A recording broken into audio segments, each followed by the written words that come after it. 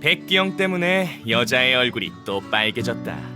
여자는 당황하면서 헬멧을 썼다. 발그스레해진 뺨은 쇼윈도 유리 안에 있는 빨간 사과 같았다. 내가 난동을 안 부렸더라면 끊임없이 고개를 저어댔겠지. 백기영은 늘 이런 식이다.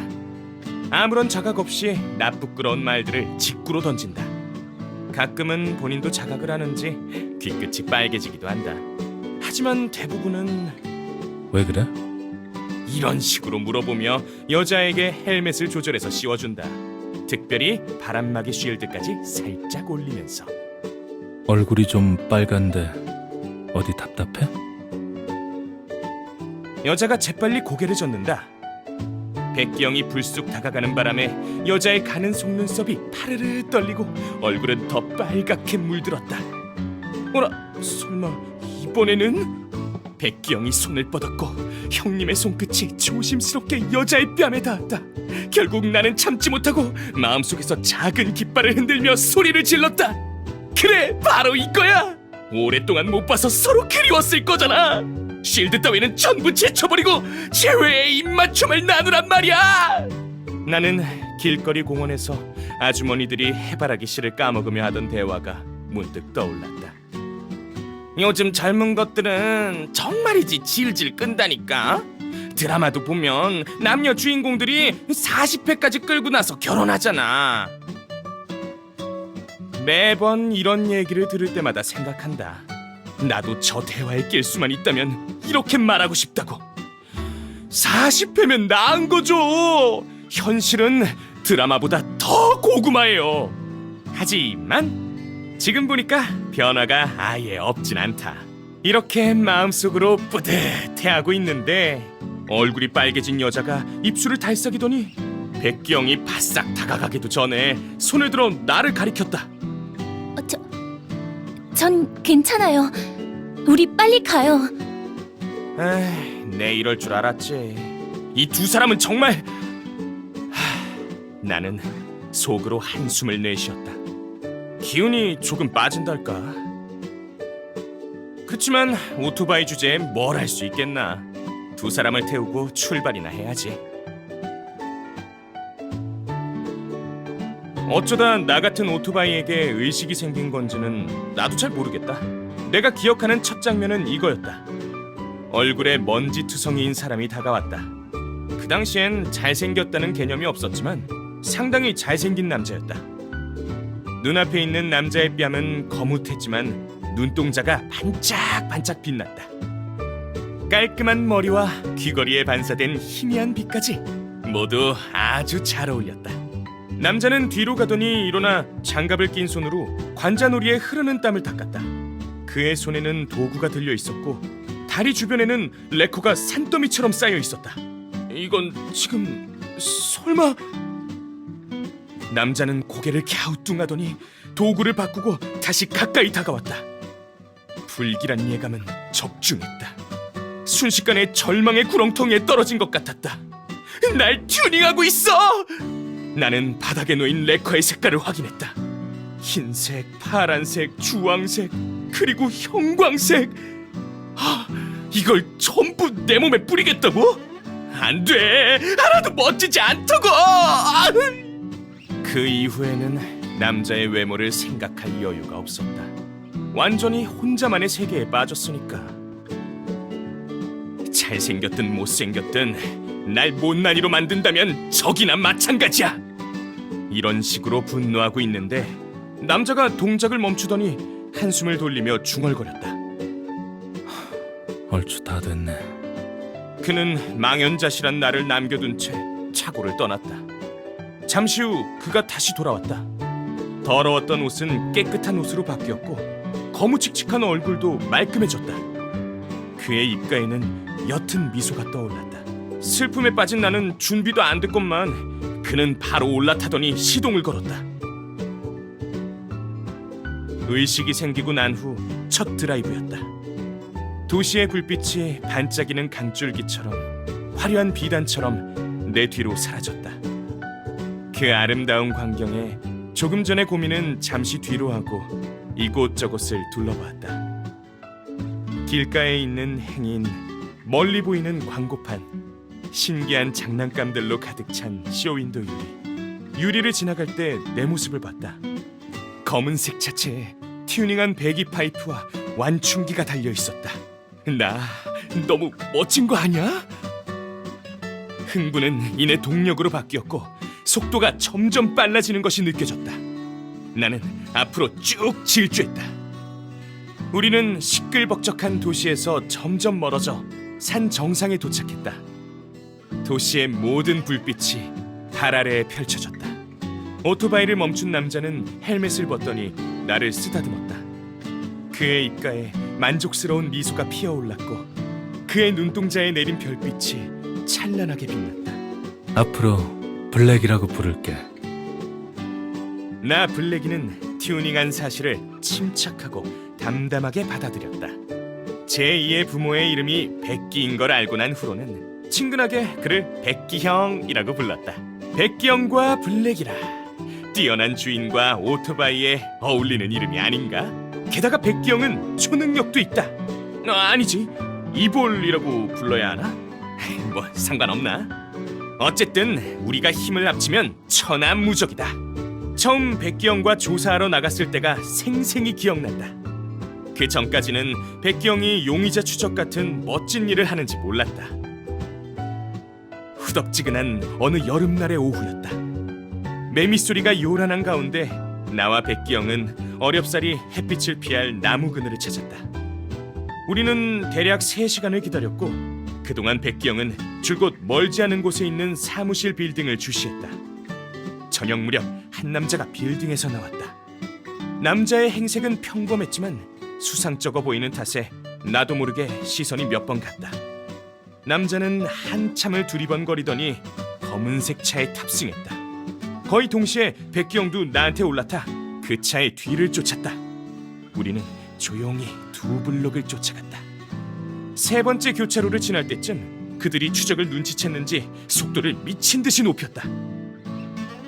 거리가 갈수록 멀어지자 조금 긴장이 됐다. 어찌됐든 상대는 자동차였다. 그들이 계속 속도를 높인다면 다음번 코너에서 놓치게 될 터였다. 어쩌지? 이런 고민을 하고 있는데 갑자기 신기한 느낌이 들었다. 주위를 둘러싸고 있던 바람이 길을 터주는 것처럼 저항력이 확 낮아졌다. 그리고 바람이 내 뒤에 모이더니 우리를 앞으로 밀어줬다. 백기영이 몸을 낮추고 스로틀을 돌리자 순식간에 주변 차들을 제치고 나아갔다. 나는 자동차 사이를 자유롭게 가로질러 갔고 해질녘 바람이 얼굴을 스쳤다. 마치 날개가 생긴 것처럼 속력을 조금만 더 내면 하늘이라도 날 것 같았다. 시간이 조금 흐른 후에야 백기영의 기류 제어 덕분에 그날 그렇게 빨리 달렸다는 걸 알았다. 내가 환상적인 재능을 타고났다는 상상은 무너졌지만 백기영한테 그런 능력이 있는 거라면 그것도 괜찮은 것 같다. 무장력 상태에 추진력까지 더해진 상태로 달리는 건 모든 오토바이의 꿈이니까. 백기영을 만난 건 정말 행운이다. 조사하러 외근을 나가는 날이 아니면 백기영은 가끔 나와 함께 질주하러 갔다. 형님과 함께 질주하는 느낌은 참 좋았다. 밤에 아무도 없는 도로에서 최고 속도로 질주할 때면 가장 열정적인 바람을 느낄 수 있었다. 우리가 처음 질주했던 날처럼 말이다. 별이 가득한 밤하늘 아래에서 우리는 어둠을 돌파하기 위해 끊임없이 속도를 높이며 달렸다. 이게 바로 사나이의 낭만이겠지. 낭만 얘기가 나왔으니 말인데 가끔 내 머리에는 다른 종류의 낭만이 떠오른다. 특히 연모고등학교 교문 앞에서 어린 연인들을 태운 자전거가 연상된다. 나는 한때 심각하게 이 문제로 밤새 고민한 적이 있다. 마지막에 내린 결론은 언젠가 백기영이 여자를 태우고 드라이브에 간다면 형님의 행복을 위해 속도를 낮출 의향이 있다는 것이다. 옆집의 여성용 자전거도 속도가 느린 걸 보니 여자들은 느린 속도를 좋아하는 것 같다. 사실 그때 이런 말도 안 되는 상상을 하긴 했지만 이렇게 빨리 실현될 줄은 몰랐다. 그날 오후의 햇살은 참으로 따뜻했다. 연못이 경찰본부 입구에서 백기영을 기다리는데 그날따라 형님이 유독 이상해 보였다. 특별한 일도 없는데 어딘가 들떠 보이고 조급해 보였다. 경찰본부에서 보낸 시간도 평소의 절반밖에 안 됐다. 나는 10가지 가능성을 추측했지만 아쉽게도 전부 틀렸다. 백기영이 그 여자를 데리고 입구에 나타났을 때 나는 경악했다. 그 여자는 백기영을 선배라고 불렀다. 원래 아는 사이였나 보다. 불현듯 연모고등학교에서 본 장면이 떠올랐다. 예전에는 왜 이 여자의 존재를 몰랐지? 이 두 사람도 그 어린 연인들처럼 같이 자전거를 탔던 건가? 이럴 수가... 내가 백기영의 첫 번째 바이크가 아니었던 거야? 생각은 갈수록 꼬여만 갔다. 여자가 내 등에 올라타 한 손으로 뒷좌석의 가장자리를 잡고 나서야 정신이 돌아왔다. 백기영이 스로틀을 돌렸고 우리는 출발했다. 오늘은 별로 빨리 달리지도 않았건만 여자는 눈을 뜨지 못했다. 백기영은 사건에 대해 설명했지만 바람 소리에 목소리가 묻혔다. 선배, 바람이 너무 세서 안 들려요. 그녀의 말이 채 끝나기도 전에 백기영이 고개를 돌려 다시 설명했다.